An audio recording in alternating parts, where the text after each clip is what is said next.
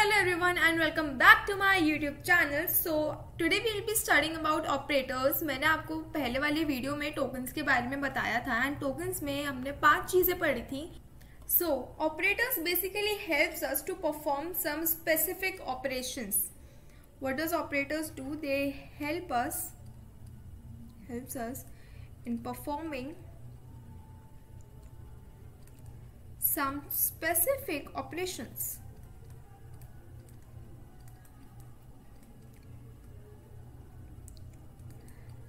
Types of operators क्या होते हैं? ऑपरेटर्स क्या होते हैं? सबसे पहले हम ये जान लेते हैं. कुछ तरीके के ऑपरेशंस होते हैं जिनको हम परफॉर्म कर सकते हैं ऑपरेटर्स की मदद से.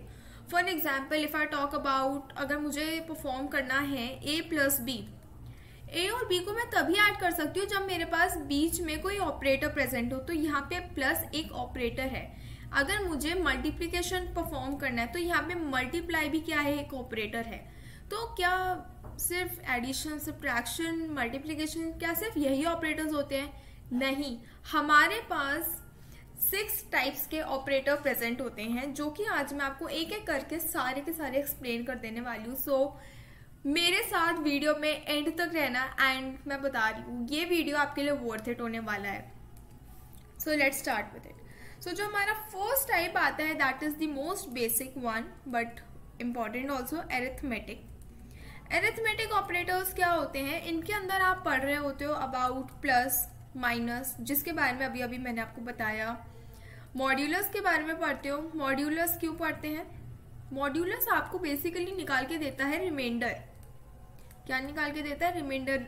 मॉड्यूलस को और डिवीजन को, इन दोनों को कंफ्यूज नहीं करना है. ये बेसिकली डिवाइड के लिए होता है एंड ये ऑपरेटर हमको रिमाइंडर निकाल के देता है. एंड देन इसके अंदर और क्या क्या चीज़ें आती है? इसके आता है मल्टीप्लिकेशन एंड देन डिवीजन. ये तो आपके हो गए एरिथमेटिक ऑपरेटर्स. अब अगर आपको एग्जांपल चाहिए तो मैं दे सकती हूँ. That c is equals to a plus b. मैंने लिखा a की वैल्यू थी 5 एंड b की वैल्यू थी 4 मान लेते हैं. सो c इज इक्वल्स टू क्या हो जाएगा? 5 प्लस 4. तो c इक्वल्स टू आ जाएगा 9. Very basic. Let's skip to the next part. Second आपका आता है relational operators. Relational operators. Relational operators नाम में ही है इसके, तो रिलेशन. तो क्या करता है ये? एक रिलेशन बताता है. मीन्स हम इससे क्या कर सकते हैं? कंपेयर कर सकते हैं. हम इनसे क्या करते हैं? We use to compare the values. हम इनसे वैल्यूज को कंपेयर कर सकते हैं एंड कंपैरिजन के लिए we can use less than, greater than, less than equal to, greater than equal to, not equal to and etcetera. There are so many signs that we can use. अब इसका भी मैं आपको एक demonstration बता देती हूँ. एग्जाम्पल में हम लिखते हैं a is equals to 5 and b is equals to 7 है फॉर एग्जाम्पल. अब मैंने यहाँ पे एक कंडीशन लगाई. कंडीशन में मैं बेसिकली दोनों की वैल्यूज को आपस में कंपेयर करके चेक कर रही हूँ that which one is the greater one. यहाँ पे मैंने क्या चेक करा है? That a is greater then b. क्या ये सही है? ऑब्वियसली ये सही नहीं है. तो आपको आंसर क्या मिलता है? फॉल्स. क्या a is equal to b? अब ये मत बोलना कि सिंगल इक्वल टू हम तो यूज करते हैं, आपने तो डबल इक्वल टू कर दिया. तो जब हम ऑपरेटर्स पढ़ते हैं किसी भी प्रोग्रामिंग लैंग्वेज में तो वहां पे जो सिंगल इक्वल टू का साइन होता है it is basically used as assignment. आगे हम इस ऑपरेटर की भी बात करने वाले हैं. एंड अगर आपको दो चीज़ों को कंपेयर करना है, दो वैल्यूज को अगर आपको कंपेयर करना है आपस में, तो आप डबल इक्वल टू ही यूज करते हो. लेकिन आप बोलते कैसे हो? Equal to. क्या a और b आपस में इक्वल है? नहीं है. तो इसका भी आंसर क्या आ जाता है? फॉल्स. तो यहाँ पे हमारा सेकंड ऑपरेटर भी खत्म हो गया. Let's move to the third operator. हमारा थर्ड ऑपरेटर है असाइनमेंट ऑपरेटर, जिसकी अभी हम बात कर रहे थे. Assignment operator. Assignment operator basically देखो नाम से ही ना सारे काम हो जाते हैं. असाइनमेंट में नाम क्या आता है? असाइन. असाइन का मतलब देना. ये क्या करता है? Basically it assigns the values. Assign the values. और ये कैसे काम करता है? ये काम करता है right to left. Right to left कैसे काम करता है मैं आपको छोटा सा एग्जाम्पल देके एक्सप्लेन कर देती हूँ. एग्जाम्पल में मैंने लिखा for example int a is equals to 5. And मैंने एक और एग्जाम्पल लिखा that int b is equals to a। इसका मतलब क्या है, बहुत इंपॉर्टेंट है समझना। मैंने बोला कि ये राइट टू लेफ्ट काम करता है, दैट मीन्स ये इस डायरेक्शन में काम कर रहा है। इट मीन्स कि जो 5 की जो मैंने वैल्यू है, 5 जो है वो मैं a के अंदर डाल रही हूँ, तो इसका मतलब a की वैल्यू क्या हो गई, 5 हो गई। समझ में आ रहा है? एंड यहाँ पे जो a है, a की वैल्यू जो भी है वो मैं किस में डाल रही हूँ, b के अंदर डाल रही हूँ। तो a की वैल्यू क्या है, 5। तो इससे मैं ये क्या बोलना चाहती हूँ, that b is also equal to 5। I hope that you are able to get the concept. Assignment operator सिर्फ यही नहीं होता है, और भी शॉर्ट हैंड्स होते हैं इसके, मैं बता देती हूँ। शॉर्ट हैंड एंड बेसिकली हम इन्हीं को प्रोग्राम्स के अंदर मेजरली यूज़ कर रहे होते हैं। फर्स्ट ऑफ ऑल तो ये वाला तो आपको पता ही है, सॉरी ये नहीं होता है, सिंगल इक्वल टू वाला तो मैं आपको पहले ही बता चुकी हूँ। इसके साथ कुछ इस तरीके के ऑपरेटर्स भी आपको देखने को मिलेंगे, ऐसे ऑपरेटर्स भी आपको देखने को मिलेंगे। आपको ये वाला समझ में आ चुका है, मान लिया ये क्या है, ये तो समझ ही नहीं आया, समझाया ही नहीं। टेंशन मत करो यार, सब समझाती हूँ। देखो, अगर मुझे लिखना है that a is equal to a plus 1, तो यार ये इतना बड़ा अगर मैं लिखूंगी तो मेरा भी टाइम वेस्ट हो रहा है इतना बड़ा लिखने में, कंपाइलर का भी वेस्ट होगा। इससे जो भी वैल्यू बनी वो इसमें डालने में, तो मैं क्या कर सकती हूँ, मैं शॉर्ट हैंड यूज करती हूँ, a प्लस इक्वल टू 1। इसका मतलब क्या होता है कि a के अंदर आप 1 ऐड कर दो एंड जो भी इनकी वैल्यू आए उसको आप a में ही डाल दो। बट हाँ, अगर यहाँ पे कुछ इस तरीके का लिखा हुआ है और अगर फिर आप ये लिख रहे हो तो वो हो जाएगा आपका गलत। आप ये कब कर सकते हो, जब यहाँ का भी वेरिएबल यहाँ का भी वेरिएबल सेम हो, तब आप ये वाली टेक्निक को इस्तेमाल कर सकते हो। That a is equal to a plus, मैं इसको वापस से लिख देती हूँ एक बार, a प्लस इक्वल टू 1। इसका मतलब यही होता है, कंपाइलर अगर आपने ऐसा लिखा है, कंपाइलर उसको ट्रीट करेगा कि अच्छा आप ये लिखना चाहते हो पर आपने शॉर्ट हैंड लिखा है, वेरी गुड। ऐसे ही अगर मुझे लिखना है, अगर फॉर एग्जाम्पल मैंने ये लिख दिया, अब आप अपनी कॉपी में सॉल्व करो, वीडियो को पॉज करो कि इसका आंसर क्या हो सकता है। आई होप आपने कर लिया होगा अब तक। तो इसका आंसर है a is equal to a minus 1। Similarly अगर मैं मल्टीप्लिकेशन के लिए लगाना चाहूँ तो उसका भी आंसर ऐसा ही आएगा। क्या ज़रूरी है कि यहाँ पे मैं 1 ही लगाऊँ? बिल्कुल भी ज़रूरी नहीं, आप कुछ भी लगा सकते हो। फॉर एग्जाम्पल मैंने लिखा मुझे करना है मल्टीप्लाई, तो मैंने लिखा a multiply is equal to 3 and a की वैल्यू मैंने ऊपर दे दी 4। इंट a की वैल्यू मैंने क्या दे दी 4 एंड मैंने नीचे ये एक स्टेटमेंट लिख दिया।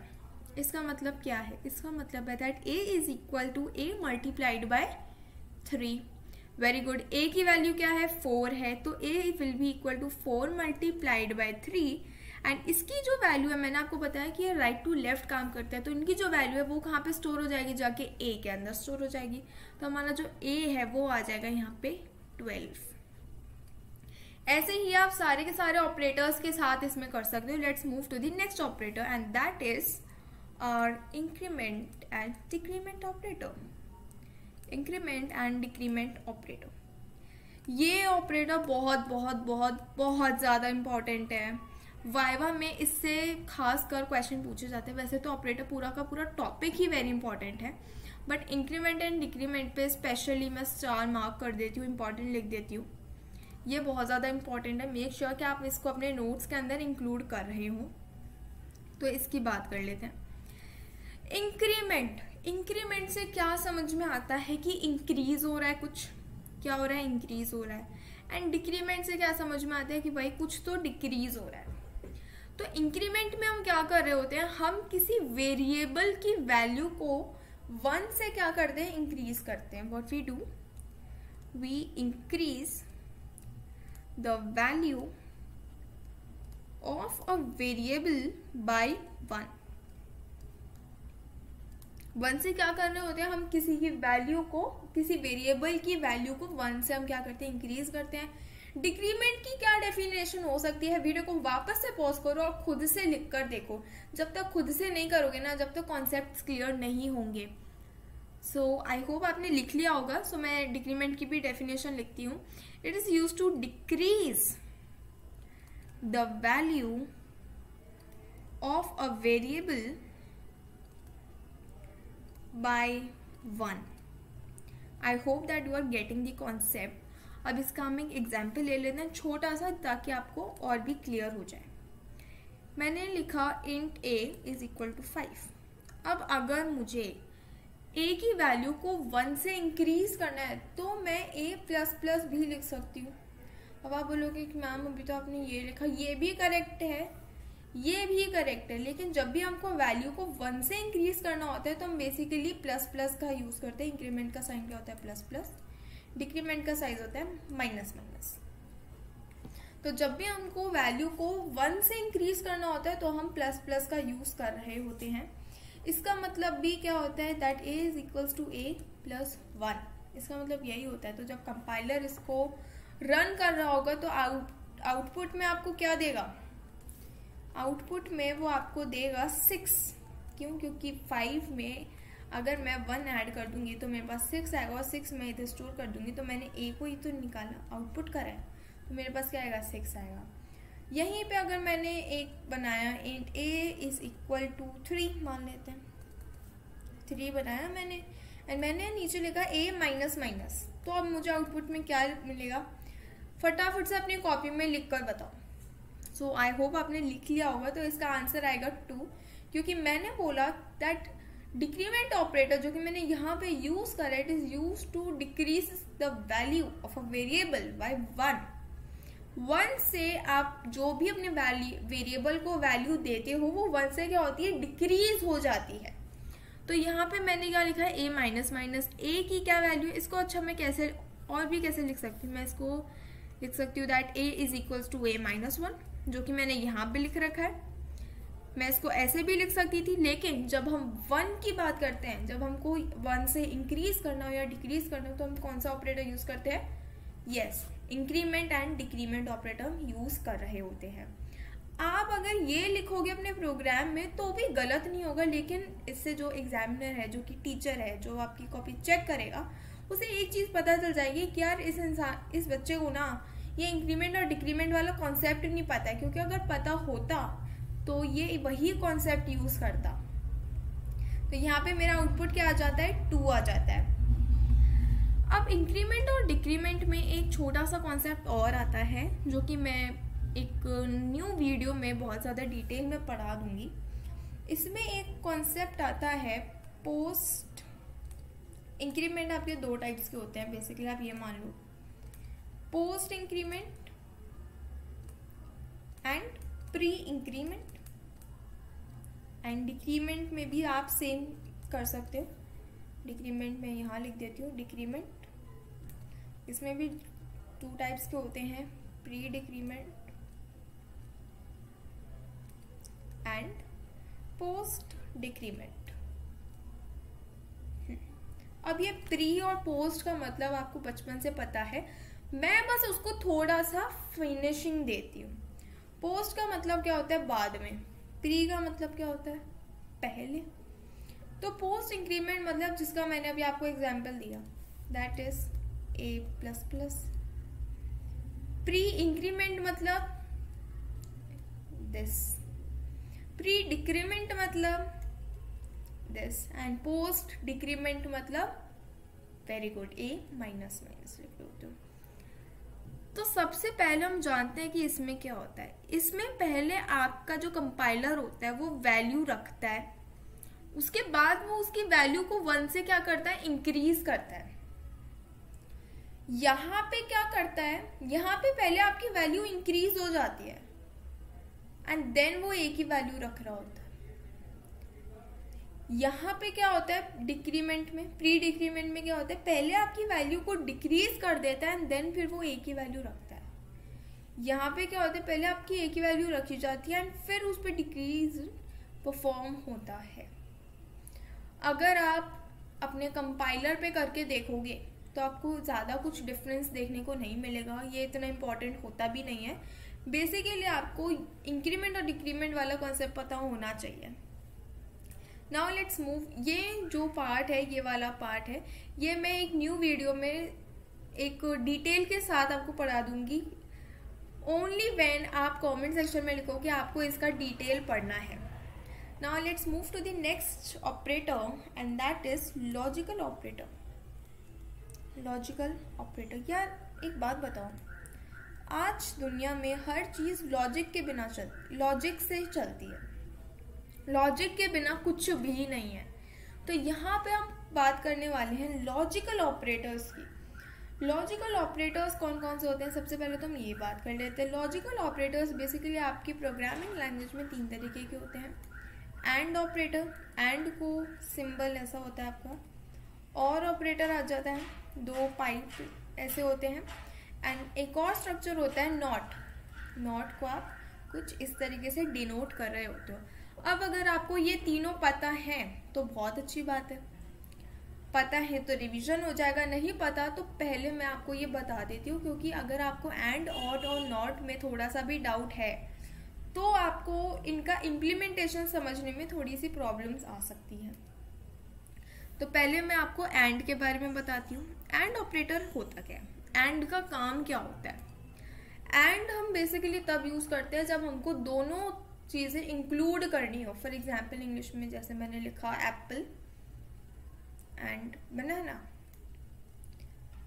सेंटेंस को कंप्लीट करे क्या, bring Apple and banana from market, market लिख देते हैं। इसका मतलब क्या है, इसका मतलब है कि बाजार से आते हुए, मार्केट से आते हुए एप्पल और बनाना, मतलब एप्पल भी लाना है और बनाना भी लाना है। इसका मतलब मैं यहाँ पे दोनों चीजों को क्या कर रही हूँ, इंक्लूड कर रही हूँ। तो एंड में बेसिकली हम ये बोलते हैं that if both the inputs are true then the output is also true. But if any one of the input is true, any one of the input is true, then the output is false. एक भी input true मतलब कि दूसरा तो हमारा false है, तभी तो हम एक के ट्रू की बात कर रहे हैं, तो हमारा आउटपुट क्या आ जाता है, फॉल्स आ जाता है। अब इसका मतलब समझो, मैंने फॉर एग्जांपल 2 इनपुट दिए। फॉर एग्जांपल मैंने 2 कंडीशन चेक करी। 2 कंडीशन में मैं एग्जांपल से आपको समझाती हूँ। मैंने चेक करा कि ए बी से बड़ा है क्या, और मैंने दोबारा से कंडीशन चेक करी क्या ए सी से बड़ा है।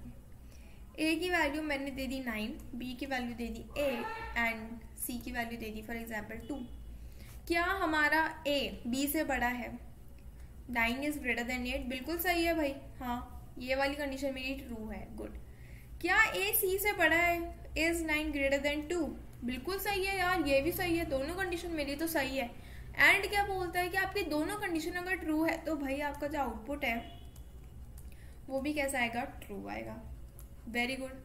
बट क्या होता अगर यहाँ पे ये 2 की जगह पे 12 होता। अब क्या मेरी कंडीशन ट्रू है, चेक करते हैं। 9 क्या 8 से बड़ा है, ये कंडीशन अभी भी ट्रू है। क्या 9 12 से बड़ा है, नहीं यार ये कंडीशन तो गलत हो गई।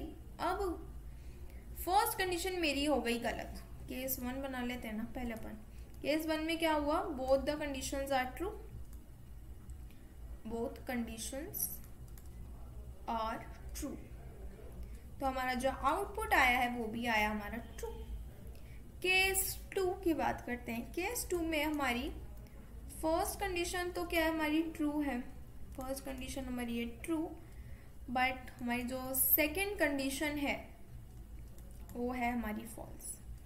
आउटपुट क्या आएगा, आप मेरे को फटाफट से बताओ, जल्दी बताओ जब तक मैं आउटपुट लिख रही हूँ। आउटपुट आपका आएगा फॉल्स। क्यों आएगा, क्योंकि आपका एक इनपुट ट्रू नहीं है, आपकी एक कंडीशन फॉल्स हो चुकी है। मैंने इतना अच्छे से आपको एंड ऑपरेटर पूरा समझा दिया है, आई होप सो अब तक कोई डाउट नहीं होगा आपको। सो मैं मूव करती हूँ अब एक और ऑपरेटर पे, और ऑपरेटर पे मूव करते हैं। Sorry, okay.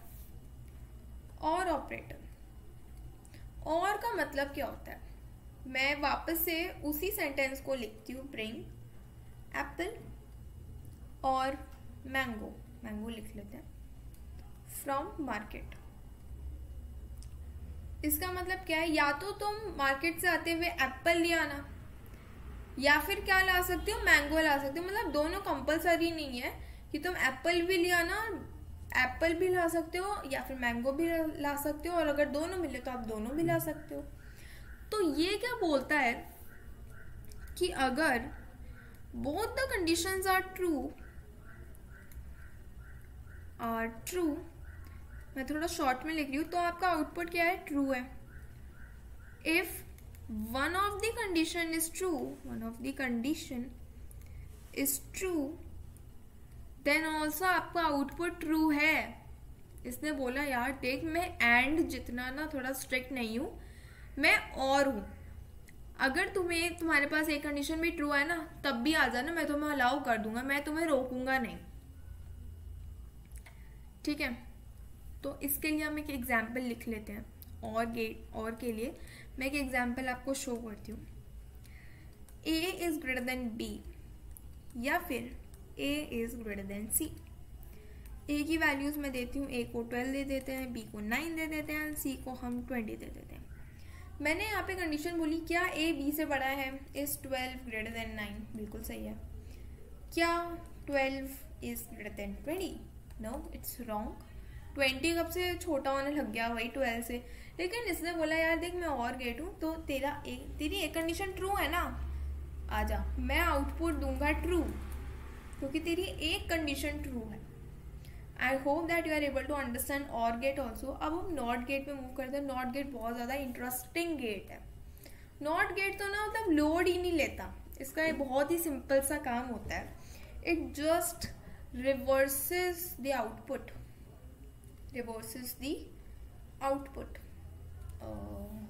गलत हो गया, हाँ, it just reverses the output. अगर मैं नॉट को आपके और के अंदर अप्लाई करके देखूं, चलो यहाँ पे हमें ना एक नॉट का ही बना लेते हैं। नॉट में मैंने किया कि a is greater then b, and a की वैल्यू मैंने दे दी 4 एंड b की वैल्यू मैंने दे दी 6। Is 4 greater than 6? इसने बोला नहीं यार देख, वैसे तो तेरी कंडीशन है फॉल्स, आउटपुट देखो, मतलब आउटपुट आना क्या चाहिए, फॉल्स आना चाहिए। बट नॉट ऑपरेटर बोलता है कि अगर तुम मेरा सिंबल यूज करते हो, अगर तुम ये यूज करते हो, तो अगर तुम्हारा आउटपुट फॉल्स भी है ना, तो मैं उसे कर दूंगा ट्रू। मतलब तुम्हारा आउटपुट जो भी होगा ना, मैं उसका सीधा क्या दे दूंगा, रिवर्स दे दूंगा। अगर तुम्हारा आउटपुट है ट्रू, अगर तुम्हारा आउटपुट ट्रू है तो मैं क्या दे दूंगा, फॉल्स दे दूंगा, और अगर तुम्हारा आउटपुट फॉल्स है तो मैं ट्रू दे दूंगा। तो इसने क्या ज़्यादा लोड नहीं ले रखी है, इसने सोचा यार जो आउटपुट आता है ना उसी को रिवर्स कर दो, फालतू में मैं एक कंडीशन चेक करूंगा, दूसरी कंडीशन चेक करूंगा, इतना झमेला नहीं है। मुझे क्या करना है, मुझे सिर्फ आउटपुट को रिवर्स कर देना है। सो आई होप सो कि आपको लॉजिकल ऑपरेटर भी बेस्ट वे में समझ में आया होगा। जितना मैं पॉसिबल इसको बेसिक सिंपल बना सकती थी, मैंने उतना सिंपल बनाने की कोशिश करी है। So now let's move to the last but not the least gate, and that is your sixth operator, sorry gate बोल रही हूँ, ऑपरेटर है कंडीशनल ऑपरेटर। अच्छा मैं एक चीज तो बताने ही भूल गई यार, लॉजिकल ऑपरेटर हम यूज क्यों करते हैं? तुम्हारे दिमाग में क्वेश्चन आया होगा, नहीं आया तो आना चाहिए। रिलेशन में भी मैं कंपेयर ही कर रही थी, कंडीशन ही मतलब कंपेयर ही कर रही थी मैं, एंड यहाँ पे भी तो मैं कंपेयर ही कर रही हूँ। देन व्हाट्स दी लॉजिक, मतलब इम्पोर्टेंस क्या है यार लॉजिकल ऑपरेटर की, मैं रिलेशनल ऑपरेटर क्यों यूज़ कर रही हूँ? फिर देखो रिलेशनल ऑपरेटर हम यूज़ करते हैं जब मुझे दो वैल्यूज़ को कंपेयर करना, क्योंकि दो वैल्यूज़ को तो मैं आपस में कंपेयर कर सकती हूँ, बट व्हाट इफ मुझे दो या दो से ज़्यादा वैल्यूज़ को कंपेयर करना हो। मैं एक नीचे लाइन लिख देती हूँ नोट में, ताकि आपको ध्यान रहे। सो नोट लिखते हैं अपन इसके लिए। नोट में क्या लिखते हैं? Logical operators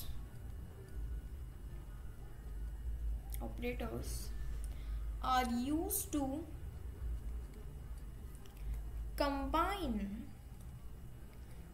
two or more than two conditions together। मतलब अगर मेरे पास 3-4 कंडीशंस है ना, तो लॉजिकल ऑपरेटर की हेल्प से मैं उन कंडीशंस को इम्प्लीमेंट कर सकती हूँ, वरना मुझे एक एक करके बार बार रिलेशनल ऑपरेटर का यूज़ करना पड़ेगा। लेकिन लॉजिकल ऑपरेटर को यूज़ करके मैं पूरा क्वेश्चन एक ही बारी में सॉल्व कर सकती हूँ। सो इसको ध्यान रखना।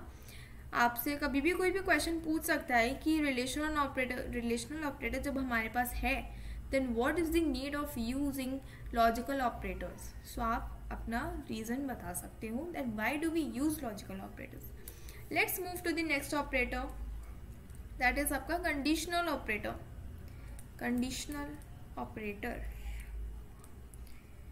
कंडीशनल ऑपरेटर भी ना बहुत ज़्यादा स्पेशल है। कंडीशनल ऑपरेटर में हम क्या यूज़ करते हैं?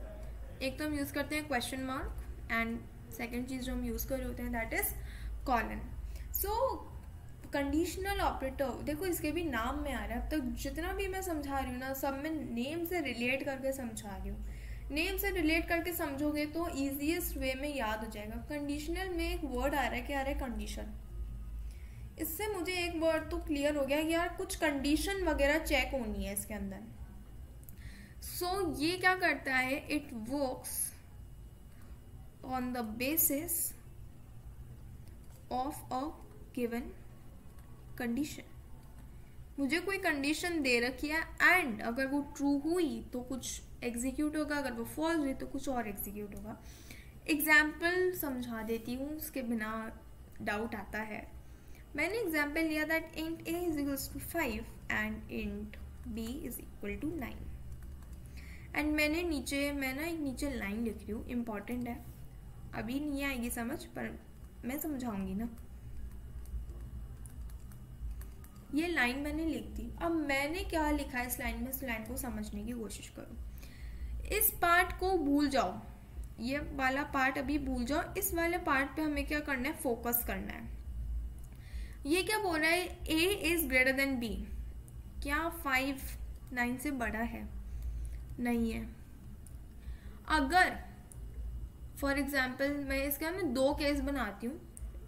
Case 1 where a is equals to 10 and b is equals to 5, and case 2 मैं ये फर्स्ट वाले ही लेकर चलते that a is equals to 5 and b is equals to 9। तो सबसे पहले हम बात करें यहाँ पे सेकंड केस की, नहीं फर्स्ट केस की हम बात करेंगे ना पहले तो। ओके, सो फर्स्ट केस बोल रहा है क्या?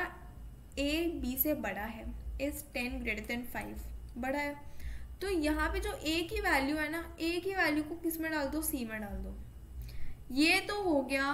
तो आउटपुट में आपके पास किसकी वैल्यू आएगी? a की वैल्यू प्रिंट होकर आ जाएगी, दैट इज 10। कि कौन सा बड़ा है? 10 आ गया, ठीक है। केस 2 की बात करते हैं हम रेड पेन से। केस 2 क्या बोलता है कि ये फॉल्स होगा। क्या मेरा 5 9 से बड़ा है? नहीं है। ये तो चलो बड़ा था मान लिया, लेकिन ये तो बड़ा नहीं है। तो ये बोलता है कि अगर ये कंडीशन फॉल्स है, क्या बोलता है ये? If this condition is false, then print the variable or any statement present after the colon। इस कॉलन के बाद में जो स्टेटमेंट हो या फिर जो वेरिएबल हो, आपको उसको एग्जीक्यूट कराना है। मतलब ये तो फॉल्स है, ये स्टेटमेंट फॉल्स है, मतलब a की तो वैल्यू नहीं जानी है। इसका मतलब मैं किसकी वैल्यू डाल दूंगी? b की वैल्यू मैं किस में डाल दूंगी? c के अंदर डाल दूंगी। ये वाला पार्ट अगर समझ में नहीं आया है तो वीडियो को थोड़ा सा पीछे करके दोबारा समझो, समझ में आ जाएगा। इतना डिफिकल्ट नहीं है ये part. So that's all for today. And इनके जो प्रीवियस वीडियोज़ हैं, जो प्रीवियस टॉपिक्स हैं, मैं उन सभी का लिंक डिस्क्रिप्शन बॉक्स में डाल दूंगी। Subscribe my channel if you are new to my channel, like share and subscribe. Thanks for watching.